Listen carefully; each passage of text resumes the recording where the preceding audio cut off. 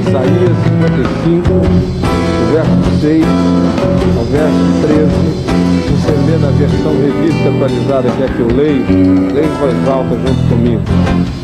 Buscai o Senhor enquanto se pode achar, invocai-o enquanto está perto. Deixe o perverso o seu caminho e o iníquo os seus pensamentos. Converta-se ao Senhor, que se compadecerá dele, e volte-se para o nosso Deus, porque é rico em perdoar. Porque os meus pensamentos não são os vossos pensamentos, nem os vossos caminhos os meus caminhos, diz o Senhor. Porque assim como os céus são mais altos do que a terra, assim os meus caminhos mais altos do que os vossos caminhos, e os meus pensamentos mais altos do que os vossos pensamentos. Porque assim como descem a chuva e a neve dos céus, e para lá não tornam, sem que primeiro reguem a terra e a fecundam, e a façam brotar, para dar semente ao semeador e pão ao que come, assim será a palavra que sair da minha boca, não voltará para mim vazia, mas fará o que me apraz, e prosperará naquilo para que a designeis. Saireis com alegria e em paz sereis guiados.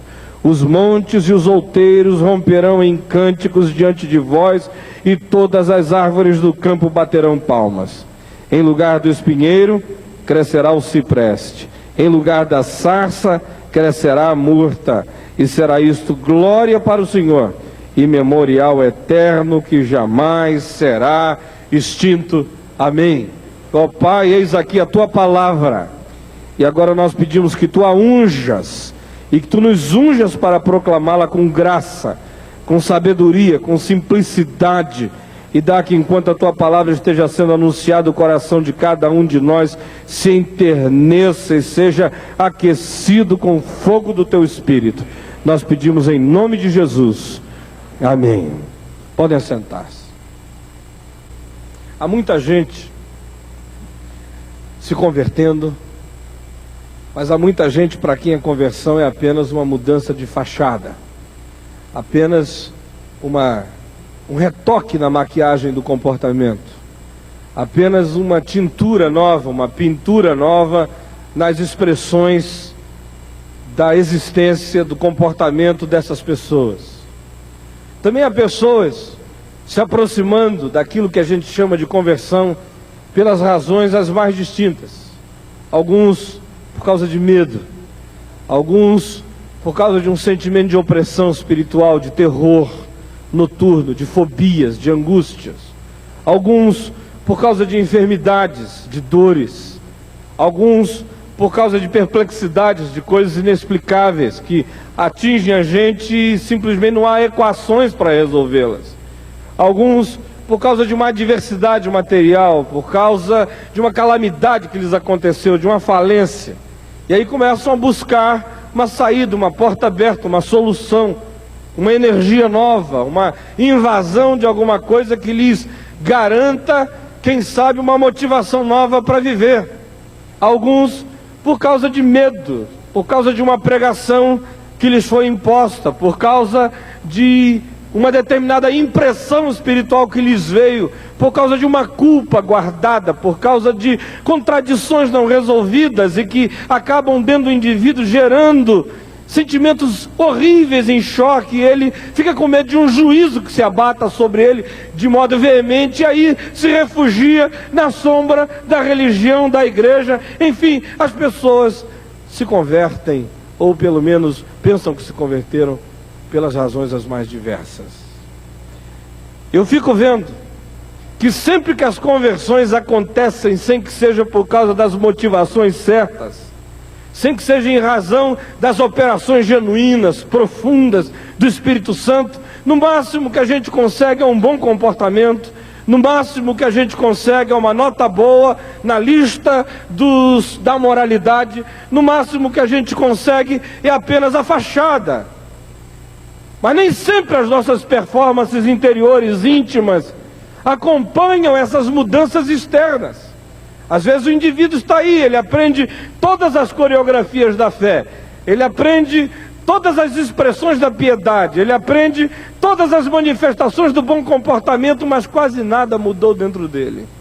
Alguns ao contrário, alguns, conquanto melhorem essa performance externa, pioram interiormente. Eles não conseguem fazer com que alguma coisa íntima melhore dentro deles. É por isso que toda hora eu vejo gente que depois dessa conversão se tornou uma esposa mais fria, mais frígida, mais gelada. Ou um marido que depois dessa conversão se tornou mais tirano, mais impositivo, mais silenciosamente mandão e último nas suas definições irretocáveis de vontade. É por causa disso também que eu vejo gente que passa por essa conversão externa, mas por causa de problemas não resolvidos dentro, ele se torna um indivíduo extremamente mais mal-humorado do que antes. Os colegas de trabalho dizem: olha, que bicho é que te mordeu? Que conversão desgraçada foi essa que tirou o teu humor, tua capacidade de brincar, de ouvir uma brincadeira, de participar de uma conversa, de trazer uma contribuição hilária para algum tipo de relacionamento. Outros, no nível do relacionamento, se tornam pessoas feias.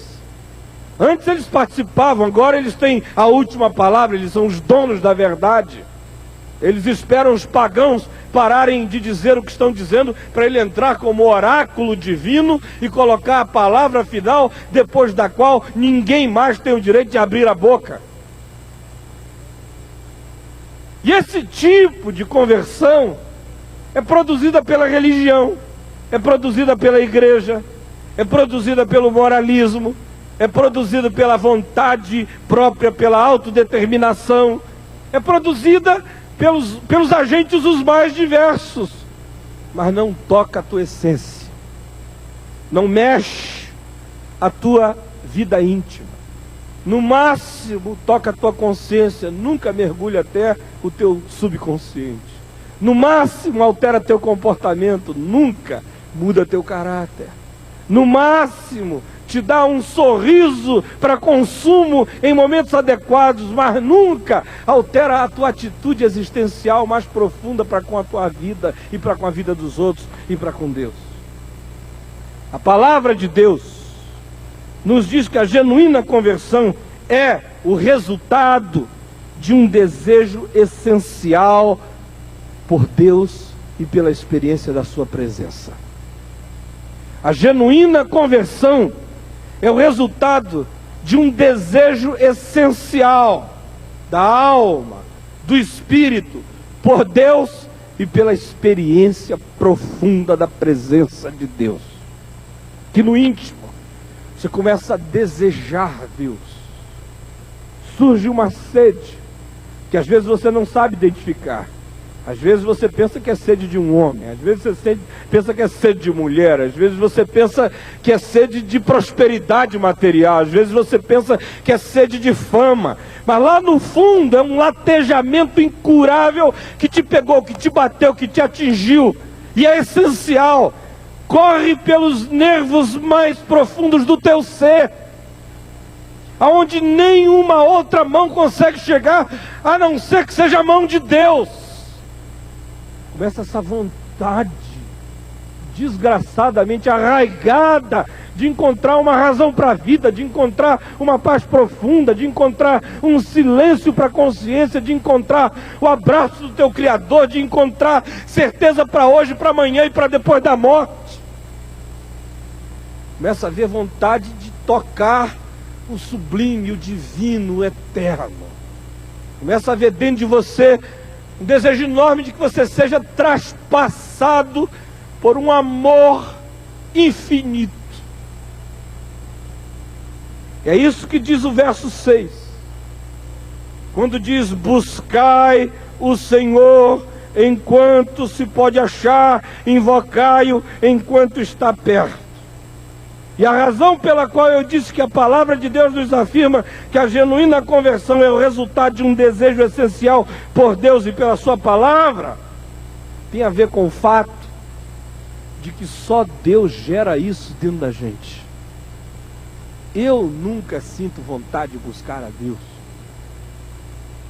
a menos que Deus ponha a vontade de Deus em mim. O apóstolo Paulo, citando profetas e citando os salmos, é enfático em Romanos quando diz: porque não há nenhum justo, não há nenhum sequer, não há nenhum que entenda, não há nenhum que busque a Deus. Sozinho, entregue a minha natureza, aos meus desejos, aos meus apetites, às minhas vontades, a insaciabilidade da minha carne, da minha vaidade humana, da minha natureza corrompida, perdida, entregue a mim mesmo, eu jamais tenho fome de Deus. Daí, a gente poder sempre afirmar que quando há um ser humano ofegante, resfolegante, sedento, insaciavelmente desejoso de Deus, é porque Deus já iniciou um processo dentro dele. Esse mal não tem cura porque já foi Deus que botou essa semente aí.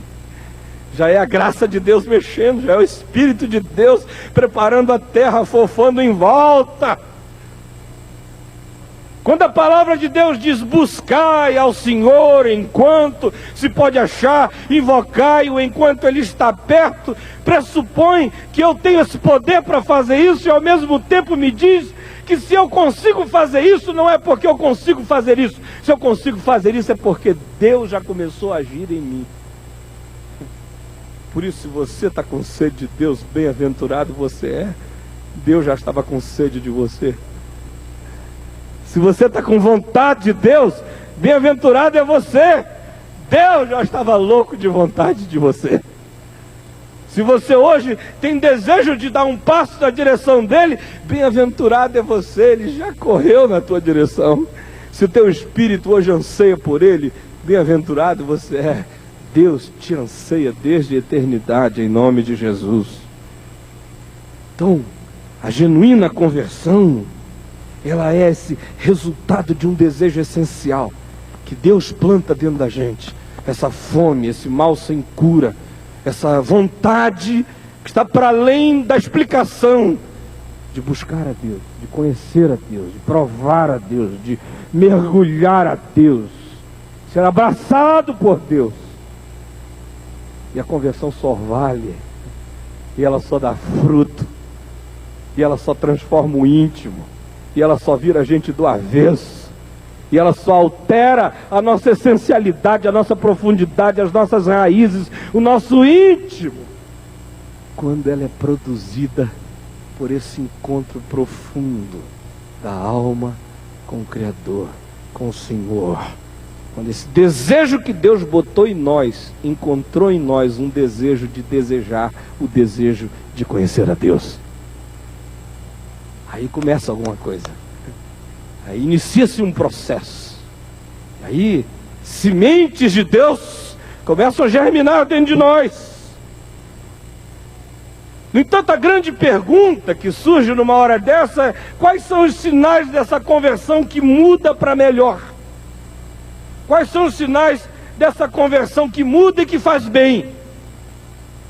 Dessa conversão que converte para próximo de Deus, que converte para a imagem e para a semelhança de Deus, ao invés de ser para a feiura das deformidades do comportamento humano. Há 4 marcas que a gente encontra claramente definidas nesse texto que nós lemos, que é o que eu quero que você leve para casa. Em primeiro lugar, ela implica em elevação dos nossos valores e dos nossos projetos. Olha só os versos 7 a 9, o que dizem: deixe o perverso o seu caminho, o iníquo os seus pensamentos. Olha a palavra caminho, a palavra pensamentos. Converta-se ao Senhor, que se compadecerá dele, e volte-se para o nosso Deus, porque Ele é rico em perdoar. Aí Deus fala: porque os meus pensamentos não são os vossos pensamentos, nem os vossos caminhos os meus caminhos, diz o Senhor. Porque assim como os céus são mais altos do que a terra, assim são os meus caminhos mais altos do que os vossos caminhos, e os meus pensamentos mais altos do que os vossos pensamentos. Durante muito tempo eu vi as pessoas interpretando esse texto da seguinte maneira: olha, a cabeça de Deus é alta demais, não dá para a gente acompanhar. Os caminhos de Deus são misteriosos demais, não dá para a gente saber onde é que ele está andando. Então, era assim que as pessoas interpretavam o texto, e eu acho que 90% dos que estão aqui sempre interpretaram esse texto dessa perspectiva e não se deram conta de que não era nada disso. O convite aqui é a conversão. Converta-se, é o que está dito aí. Aí diz, ó, há dois tipos de caminhos e dois tipos de pensamento. Há um contraste claro aqui. Primeiro ele diz, há o caminho do perverso. Deixa o caminho do perverso e venha para o caminho elevado do Senhor. E há o pensamento do iníquo. Deixe o pensamento do iníquo e venha para o pensamento elevado do Senhor. O que Deus está chamando é uma conversão de cabeça, de projetos. Desamesquinhe os seus valores. Tira a iniquidade dos teus valores e tira a iniquidade dos teus pensamentos. Começa a pensar a vida com o pensamento de Deus. Começa a ambicionar na vida os caminhos de Deus, que são mais altos do que os caminhos da vida humana. Mas quando Ele te chama para uma conversão, Ele te chama para ter essa ambição de ser vazado pelos pensamentos de Deus e de ser renivelado no nível dos caminhos de Deus. É óbvio que há pensamentos de Deus que eu não vou pensar jamais.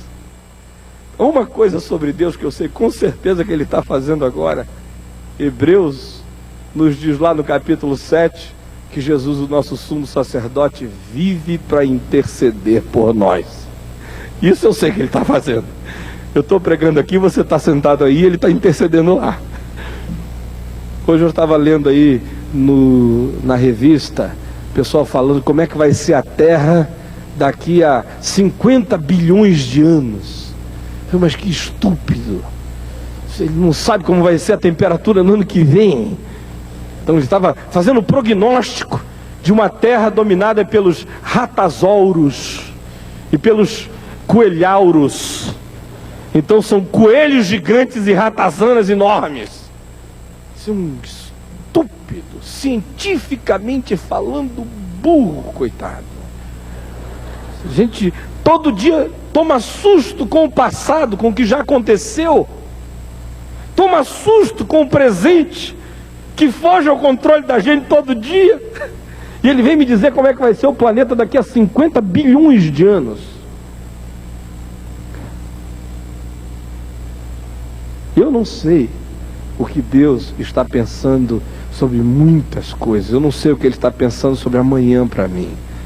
Eu tenho uma agenda para amanhã. Talvez Deus tenha uma outra para mim. Não é nesse sentido que eu sou chamado a conhecer a altura do mistério e da profundidade de Deus, acerca de quem Paulo diz: ninguém jamais foi conselheiro dele, ninguém jamais deu nada a ele, ninguém jamais conheceu os caminhos misteriosos dele. Mas a convocação aqui de Isaías é a conversão. Deixa a vidinha mesquinha, baixa, perversa, iníqua, o projetinhozinho diminutinho. Deixa essa vidazinha de mucuim, de inseto. Deixa esse projetinho de existência que administra essa ninharia que existe apenas para machucar os outros. Larga isso. Vem aqui para cima, diz o Senhor. Olha aqui de cima. É uma convocação do Velho Testamento que Paulo ecoa no Novo depois, quando nos chama até a mente de Cristo.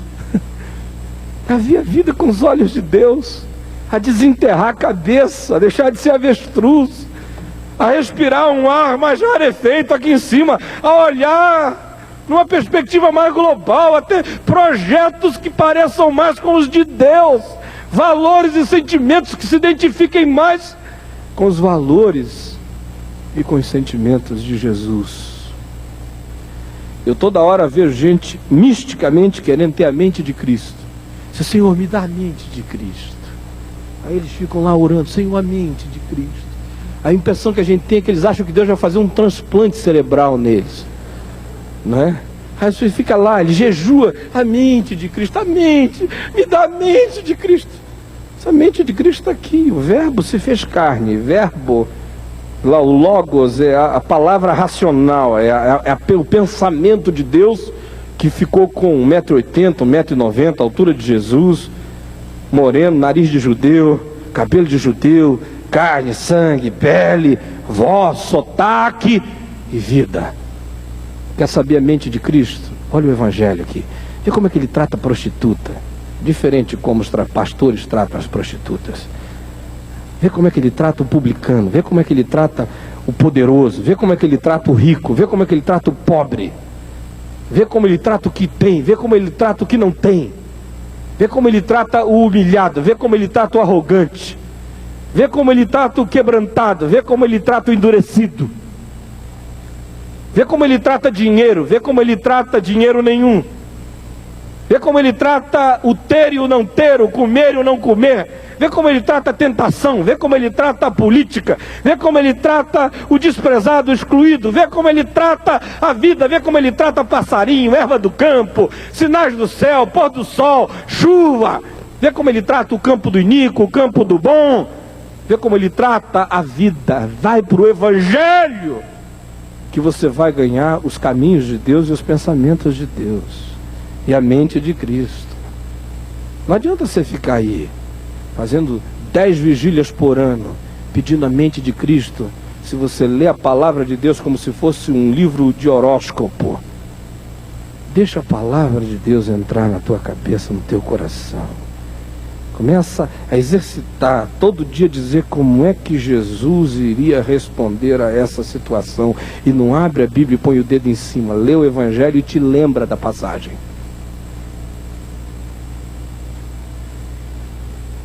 Essa genuína conversão desamesquinha a gente. Desenterra a gente dessas causazinhas pequenininhas, medíocrezinhas, iníquazinhas, perversazinhas. Há tanta perversidade por trás da nossa religiosidade. Há tanta perversidade até atrás das nossas agendas de oração. Vamos orar pelo irmão fulano? Coitado, caiu em adultério. O Senhor tem misericórdia dele, né?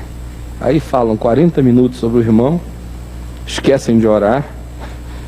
Aí diz, olha, não deu para orar agora não, mas ora em casa. Que iniquidade piedosa.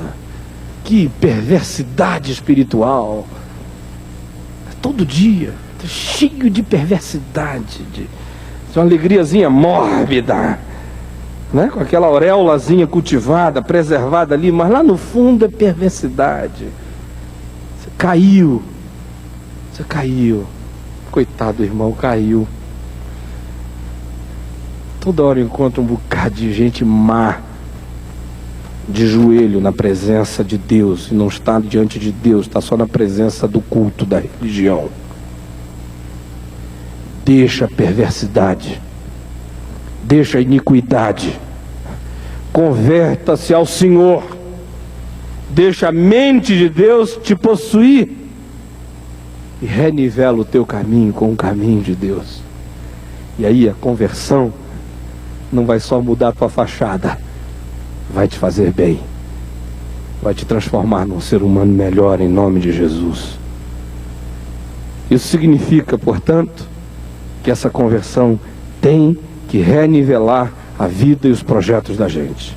Em segundo lugar, essa genuína conversão é obra natural da sobrenatural palavra de Deus agindo em nós. Em outras palavras, se a palavra de Deus agir em nós, naturalmente, ela sobrenaturalmente muda a gente. Porque não tem nada mais natural na palavra de Deus do que sobrenaturalmente mudar a gente. É natural para a palavra de Deus mudar a gente sobrenaturalmente.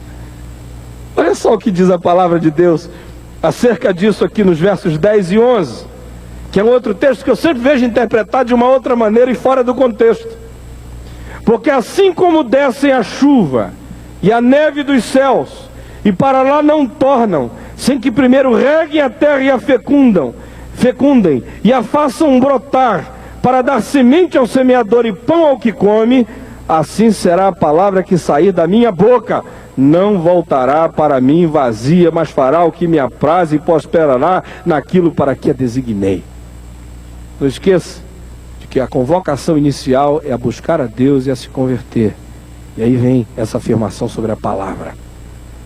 Aqui, o que Deus está dizendo é o seguinte: a minha palavra age naturalmente, com um poder sobrenatural de realizar aquilo para o que eu a designei, tanto quanto na natureza.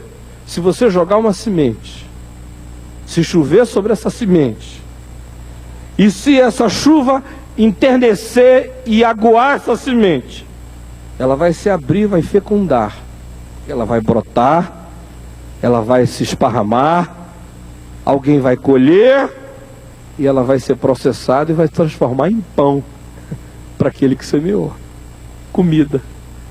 A descrição é processual.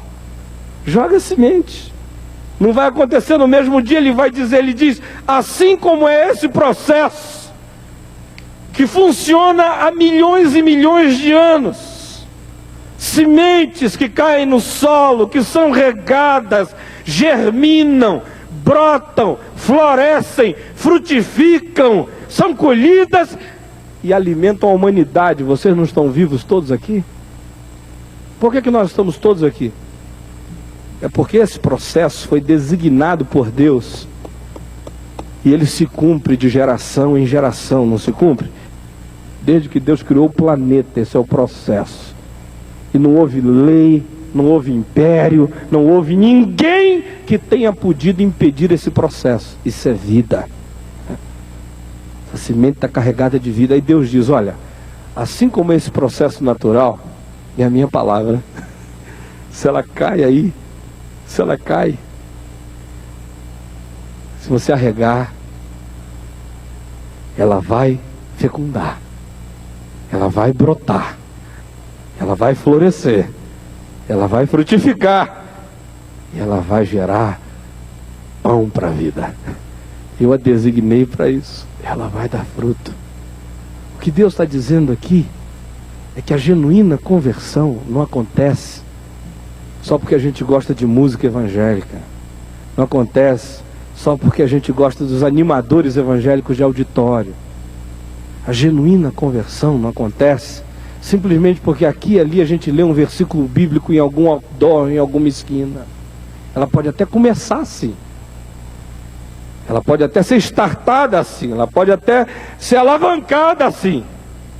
Mas ele diz, olha, deixa a palavra que saiu da minha boca entrar fundo aí dentro de ti. Não tem conversão genuína sem que genuinamente a palavra de Deus se emprenhe na alma da gente. Eu sei que isso não está na moda hoje em dia.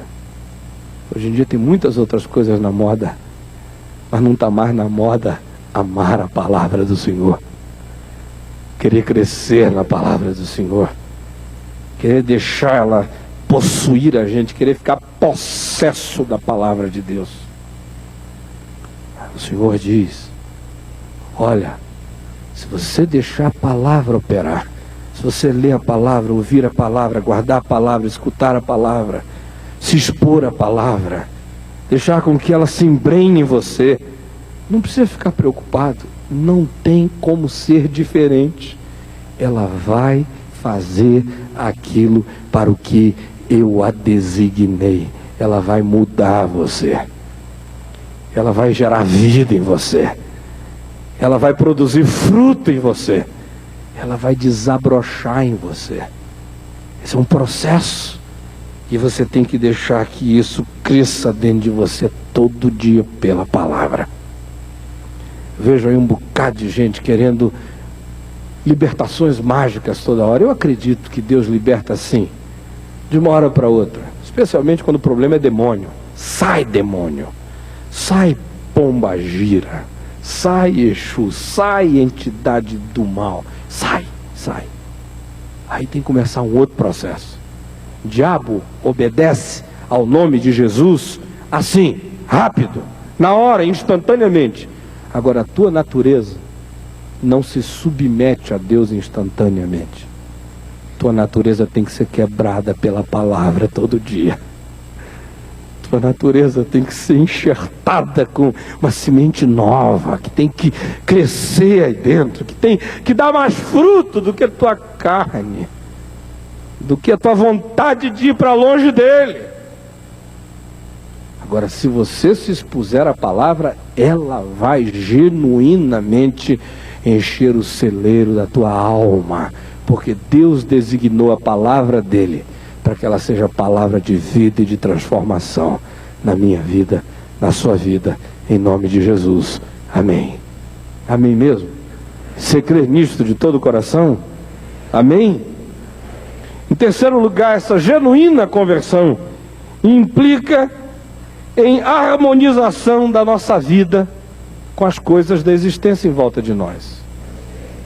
Olha só, eu acho lindo o que diz a palavra de Deus no verso 12. Leia comigo em voz alta o verso 12. Saireis com alegria, e em paz sereis guiados. Os montes e os outeiros romperão em cântico diante de vós, e todas as árvores do campo baterão palmas. Você já imaginou essa cena? Imagina hoje aqui, a gente saindo daqui. Quais são as árvores que tem aí fora? Tem flamboyant.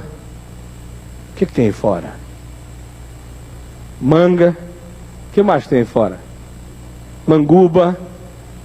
7 copas. O que mais? Como? Sibipiruna. O que mais? Bougainville. O que mais? Palmeiras. Tem que ter palmeiras onde canta o sabiá. Esse é o Brasil. Como? Pinheirais. O que mais? Eucalipto. Tem um bocado de eucalipto. Eu sei aqui entre Goiânia e Anápolis. Eu sinto cheiro de eucalipto quando eu passo ali. Agora o que Isaías diz é o seguinte: deixa o caminho do perverso, deixa o pensamento do iníquo, busca o Senhor, Ele está perto, enquanto se pode achar. Dá um abraço nele e deixa Ele te abraçar. Muda a tua mente, busca coisas mais altas, caminhos mais altos, valores mais altos, e mais do que isso, abre o peito para a palavra. Deixa a semente de Deus cair aí, deixa ela crescer, deixa ela germinar, deixa ela florescer, deixa ela frutificar, deixa ela produzir para Deus. Deus designou que a palavra dele vai crescer em ti, ela vai crescer em ti. E ele diz, e um outro resultado desse encontro, dessa conversão e dessa mudança, é que você vai se harmonizar com a criação. Eu fico com pavor quando eu vejo crente que diz assim, não, essa árvore aqui eu não posso ter em casa porque ela foi consagrada ao diabo. Azar do diabo se tentou consagrar essa árvore. Até onde me consta, não há uma espécie viva no planeta criada pelo diabo. Nenhuma. Tem um tajá que às vezes eu vejo em algumas lojas que o pessoal diz, comigo ninguém pode, né? Eu comprei uma casa uma vez e tinha um pé de comigo ninguém pode, bonito lá. Aí chegou uma irmã muito espiritual lá em casa, aquele jardim bonito. Ela foi entrando e falou, pastor, que jardim lindo que o senhor tem. Eu falei, é mesmo. Fiquei só olhando o jeitão dela. Aí ela chegou assim, quando ela foi entrando, tinha um pé de comigo ninguém pode. Ela falou, em nome de Jesus está amarrado. Pastor, corta o comigo ninguém pode.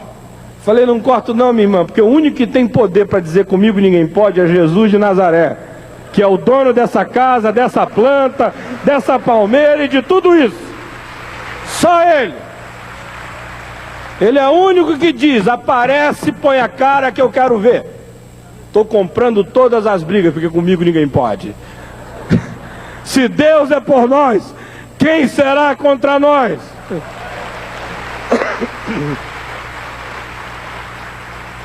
Agora, por que eu perguntei sobre as árvores aqui? Não era uma aula de botânica goianense. É porque o texto diz o seguinte, se você se converte, imagina o universo reconciliado contigo. Imagina você reconciliado com o universo.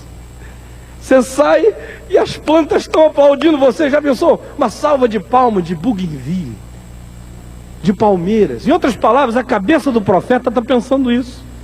Quando ele vê o vento batendo nas árvores, ele vê um balé. Ele não diz, puxa, que árvore assanhada. Tem um bocado de crente que tem raiva de cor. Essa semana eu estava brincando com o pessoal em Fortaleza. Eu disse, olha só, você só anda de marrom? E Deus, você já viu alguma planta marrom, uma flor marrom? É uma raridade. Agora, púrpura, vermelho sangue, amarelo cheguei, tudo isso superabunda na criação. Quando você vê uma borboleta marrom ou cinza, é porque ela está fazendo mimetismo. Ela encostou numa árvore, ficou daquela cor, mas se ela voar dali, ela de novo recupera o Technicolor dela todinho. Fica hollywoodiano outra vez, né? O que a palavra de Deus está dizendo é o seguinte, olha, quando você se converte ao Senhor, você fica de bem com a vida. Você fica de bem com o inverno. Eu vejo um bocado de gente assim, o inverno. O inverno é uma maravilha, que coisa maravilhosa o inverno. O verão, que horroroso o verão. Eu digo, olha, entra na água gelada. O bom do verão é água gelada. Mas se você for ficar olhando para o sol, dizendo que desgraça de calor, meu Deus, coitado de você. Mas Deus fez o verão e fez com que no verão as águas deem a você a sensação de estarem mais geladas ainda. Fica de bem com a vida, amanhece de manhã, não é molico, é nascido de novo em nome de Jesus que está de bem com a vida. Se eu vejo molico aí dizendo, bebe molico, você fica de bem com a vida. Eu digo, olha, bebe vinho e leite, é o que diz Isaías aqui nesse capítulo. Tem sede, vem e compra sem dinheiro e sem preço, vinho e leite. Saia por aí, porque as árvores vão aplaudir você e você vai aplaudir até o vento. Você vai estar de bem com a vida, porque o Deus da graça, Criador da vida, é o teu Deus. Sinto falta disso no nosso meio. Só vejo gente se sentindo bem com Deus quando eles estão num lugar fechado, com a cortina fechada, com a luz acesa. Aí eles se esparramam. Parece que se converteram numa guerra na Europa, dentro de um bunker. Só conseguem sentir Deus num ambiente assim fechado. Eu não vejo o sujeito com a mesma euforia na praia. Você já viu? Aleluia! É a onda! Cachoeira! Não é? Anteontem me deram uma frutinha. Eu tinha ido visitar um amigo doente. Na saída da casa dele eu vi uma árvore assim, cheia de abelha, uns cachos lindos. Eu falei, que árvore maravilhosa.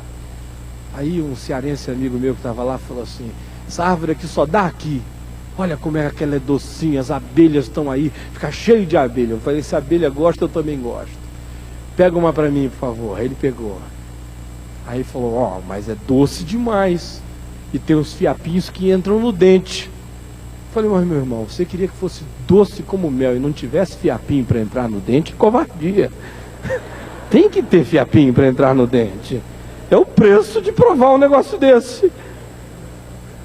Aí eu atolei a boca naquilo ali. Doce.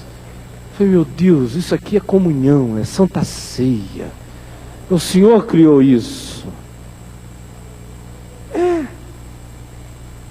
Eu me lembro outro dia aí, uns anos atrás, eu estava com a minha esposa na praia, sábado de manhã cedo. Nós estávamos falando das coisas de Deus, aquele mar lindo, umas gaivotas, umas rochas, tudo lindo, areia branca. Aí ela falou, mas como Deus é criativo. Aí eu falei assim, ela foi e sentou numa pedra, nas arrebentações das águas. Eu falei, você gostaria de pegar numa coisa que saiu direto da mão de Deus? Ela falou, eu gostaria. Será que ele faria isso comigo? Eu falei, claro. Aí ela falou, como? Eu Eu falei, você está sentando numa. Põe a mão assim, pega. Se não ficar satisfeito, rola nessa areia aqui, ó. Rola, rola. Saiu da mão de Deus. Se sujar, pula na água. Saiu da mão de Deus. Mas nós perdemos esse encantamento todinho. Ficamos cegos, surdos e mudos, uns patetas espirituais, pedindo para Deus mostrar a glória dele. E a Bíblia não conhece outra glória para ser mostrada a um terráqueo, a não ser essa. Quando você vê o salmista dizendo, toda a terra está cheia da sua glória, você já leu o que é?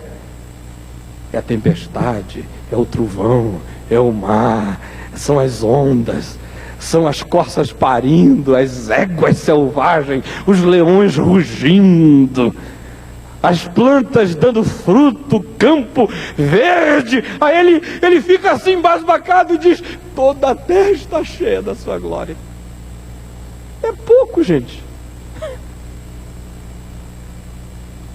Se um astronautazinho boboca desse da NASA chegasse na Lua e descobrisse um pedacinho de planta desse tamanho e trouxessem e pusessem isso lá em Cabo Canaveral, ia fazer fila do mundo inteiro para o pessoal ver essa porcariazinha. E aqui você tem bougainville, flamboyant, castanheira, manga rosa. Você tem uma infinidade de milagres que você pode comer e anjo não pode. E eu vejo um bocado de gente sem ver nada de Deus. Sabe por quê? Essa conversão não mudou tua cabeça. Continuou com a cabeça do iníquo no caminho do perverso. O perverso é que acorda, chuta a lata, chuta a pedra, amaldiçoa o dia, amaldiçoa a noite, amaldiçoa o verão, amaldiçoa o inverno, o outono, a primavera, o pai, a mãe, e não viu nada. Cabeça do iníquo. Deixa a cabeça de Deus entrar em ti. E aí você vai ouvir as árvores do campo batendo palma. Aí a coisa enche de sinfonia, de orquestra. O culto fica bom aqui e fica bom lá fora. Fica bom em qualquer lugar. As coisas se sacramentalizam, é o que diz aqui. Você sai com alegria e em paz, você é guiado, os montes e os outeiros rompem em cântico e todas as árvores do campo batem palmas, e você diz, como diz o Salmo 29, no seu templo cósmico, tudo diz, glória, louvado seja o nome do Senhor. Se conversão fizer a cabeça da gente ficar menor do que isso, não é digna do Deus que criou essa coisa toda. E por último, gente, essa genuína conversão implica na crença, na fé, na esperança da possibilidade de mudanças profundas em volta de nós, mesmo naquelas coisas mais espinhosas. Teu marido pode mudar, tua mulher, que é um espinheiro desgraçado, pode mudar. Teu filho, que é aquela sarça, pode mudar. Leia comigo o verso 13, que diz aqui: em lugar do espinheiro, crescerá o cipreste. E em lugar da sarça, crescerá a murta. E será isto glória para o Senhor, e memorial eterno, que jamais será extinto. Aleluia. Bonito. Essa conversão transforma espinheiros em ciprestes, sarças em murtas, desertos em jardins. Tem alguém vivendo um espinheiro na vida? Dormindo com um espinheiro? Com uma espinheira? Ai, não dá nem para chegar perto que espeta. Chegar mais perto só com roupa de escafandrista, né? Todo protegido. Espeta. O salmista diz assim: olha, tua mulher e os teus filhos serão como oliveira em volta da tua mesa. Tem um bocado de gente que, se a gente fosse traduzir esse salmo para a vida deles, é tua mulher e teus filhos, um bocado de espinheiro em volta da tua mesa. Você pode nem tocar. Agora, quem passou por essa conversão genuína? Quem mudou esse tantão aqui? Quem foi alterado com essa profundidade? Diz, se aconteceu comigo, pode acontecer com qualquer um outro. É ou não é? Pode. Eu não sou melhor do que papai. Se aconteceu comigo, pode acontecer com o papai. Se aconteceu com o papai, pode acontecer comigo. Se aconteceu comigo, pode acontecer com a minha mulher. Se aconteceu com ela, dá para acontecer comigo. Isso não aconteceu com nenhum de nós, mas a palavra de Deus diz que pode acontecer aqui em casa. Que a palavra de Deus não vai voltar vazia para Ele. Nós vamos plantar a palavra aqui em casa. Todo dia nós vamos crer nesse processo. E ela vai alterar a gente.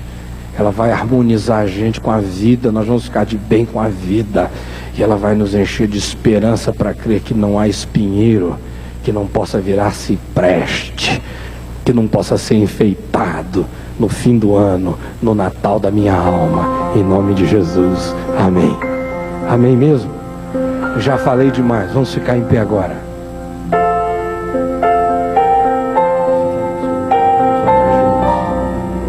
Repita comigo a sua oração. Senhor Jesus, eu ouvi a tua palavra. Ela foi semeada no meu coração. Agora eu peço que a chuva do teu Espírito arregue na minha alma e que ela germine e que ela frutifique e que ela traga glória para o teu nome na minha vida. Põe ambições espirituais dentro de mim. Dá-me coragem para deixar o pensamento do iníquo, o caminho do perverso. Eleva os meus caminhos, eleva os meus pensamentos, converte a minha mente a ti, tira de mim o desgosto da vida, converte minha vida. Ajuda-me a sair daqui a ver o balé da tua criação. Leva-me em paz. Abre os meus olhos, meus ouvidos, para eu ouvir a música da tua criação. E ó Pai, dá-me fé para eu crer que não há espinheiro que não possa se transformar em cipreste, que não há sarça que não possa virar murta. Põe isso dentro de mim. Eu peço que tu faças isto. E hoje que tu estás aqui e que tu colocaste sede de ti em mim, ajuda-me a te encontrar. Eu estou te buscando porque tu já me buscaste. Eu estou te desejando porque tu puseste o desejo dentro de mim. E eu quero te encontrar porque eu sei que tu estás perto, porque tu já vieste ao meu encontro. Ajuda-me a entrar na tua presença e a viver na tua presença. Em nome de Jesus, para a glória de Jesus. Amém.